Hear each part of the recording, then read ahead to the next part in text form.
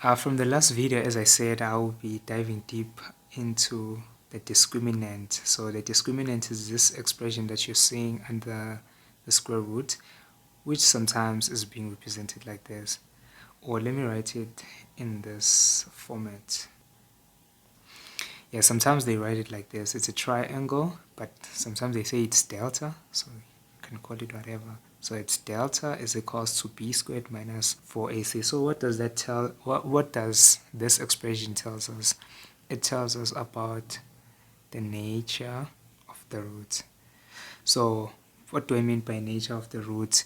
Is whether the expression that you have, does it have real roots or it does not have real roots, so there's no real root.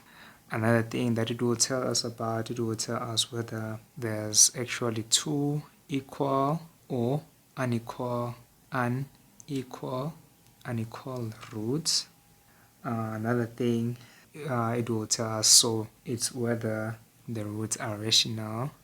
So basically you can express them as a fraction or irrational. So this is one section. So irrational, you can't express them as a fraction, right? So in our case, then how do we determine all these characteristics?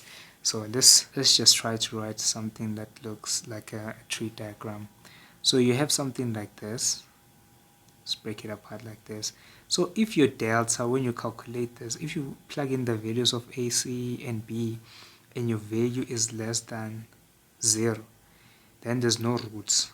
And on the other case, if you plug the values for b, a, and c, then you get a value that is greater or equals to 0, then you have real roots. And on the side, now we're done. If we just have no roots, there's nothing else we can do if we don't have any roots. The next thing on the other side, this is the side that is much more interesting.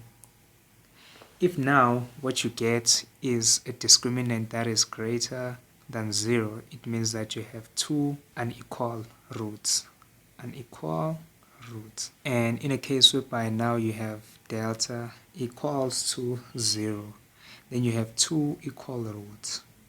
And in a case, again, it gets much more deeper in a case of the unequal roots, but here now you're done.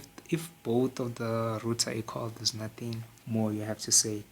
If the delta in this case is equals to a perfect square, then the roots are rational. And if the discriminant is not a perfect square, then these rules are irrational. I'll say in this case, can you just let this stuff just sink in? Then on the next video we'll answer this particular question.